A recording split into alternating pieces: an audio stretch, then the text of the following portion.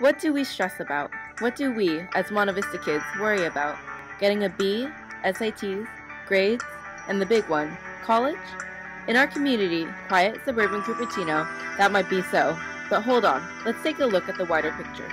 At the 1 in every 6 Americans who struggle to make ends meet, feed their family, and pay the bills. As a community, very few of us face the problems of not having enough food on the table, not just the bad chips in the cupboard. We don't worry about where we're going to sleep at night and if we will have a place to sleep. Our mission was to find the answer to the question, how can we get people in a relatively wealthy community to realize the bigger problem of poverty from outside areas? How can people help eliminate the problems that others face, like homelessness and hunger? Welcome to the Cupertino bubble. To do this, we had to first ask ourselves and others, what are our fears? We interviewed random Monta Vista students for their opinion about the idea that we all live in a little bubble we call Cupertino. Well, obviously it's a really big issue and we don't see much of it here because we're kind of like in a little bubble of our own world. But there's a bunch of different ways that you can address it, and well, we just learned about it in biology. Like, you can genetically engineer plants and make them like produce a lot more with a lot less of the space. And there's a ton of ways we can like help raise money to fund sustainable projects to help those countries, like the rural countries that have the issue most. Well, where we live, we don't really like run into that as often as you would when you go to other cities. Like, if you just drive out of Cupertino, then it becomes a lot more common. But the thing is, yeah, I don't really know much about that issue, so. Think about it. When we go to the grocery store, we typically look up and down the aisles, not looking too closely at the prices. Cupertino citizens usually spend hundreds of dollars at the grocery store, even weekly, but that's not the case for everybody. Most Americans do not have the luxury of buying whatever they please, so they live on a very tight budget. To gain first-hand experience, we put ourselves in the shoes of others who live on a tight budget. We went to Safeway and bought a dinner for 4 people on a $20 budget. In the end, we bought dry spaghetti for $1.99, Minute Maid fruit punch for $1.50, ragu spaghetti sauce for $1.50, and 2 packs of meatballs for $4.99 each, adding to a total of $13.97 spent.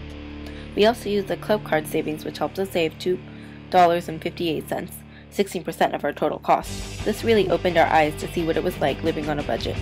We made the food and only ate about half of what we bought, so in reality, we bought 2 dinners for $14 for a family of 4. Second Harvest Food Bank is an example of an organization that helps fight hunger. 1 in every 10 people, which include children and seniors, are provided with food from Second Harvest. In a bigger picture, Second Harvest serves about 41 million meals to roughly 250,000 people each month. More than 26 million pounds of produce are processed each year, which is over half of the food that is distributed. The organization aims to distribute healthy food to help their customers make healthy choices. Nellie Brosnan, a current senior at Monta Vista, gained first-hand experience when she studied abroad in Costa Rica for a few months. Costa Rica, as you can imagine, has a very different environment than Cupertino. We asked Nellie to tell us about her experience in Costa Rica and what it meant to her. I went to Costa Rica in the second semester of my junior year, so I did February to July 2012. You really are living in a bubble in Cupertino, and once you get out of Cupertino, even just to San Jose, but all the way to Costa Rica, is just mind-blowing because you see so much more stuff. You see like poverty, and you see different kinds of school systems, and it's incredible just to be able to experience life outside of here. I wanted to do a study abroad my entire life, ever since I was like 8 years old, and this was kind of the first chance that I got.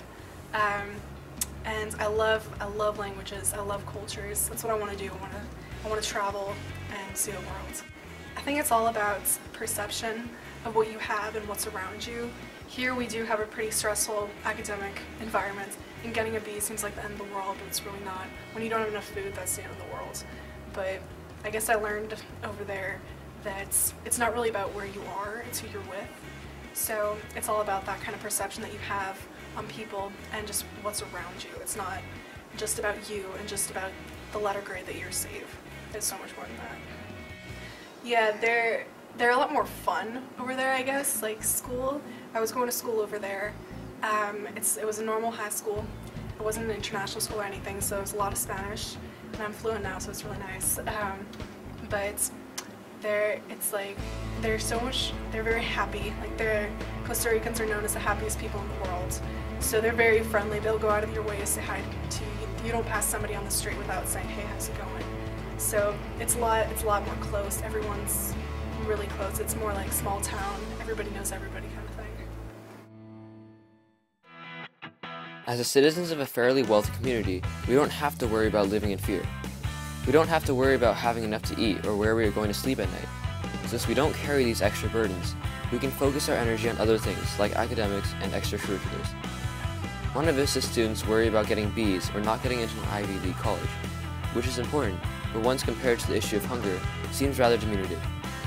Cupertino citizens should realize how lucky we are to live in a wealthy community and be thankful for our enhanced chances of an education and the ability to simply live without the constant shadow of hunger and poverty.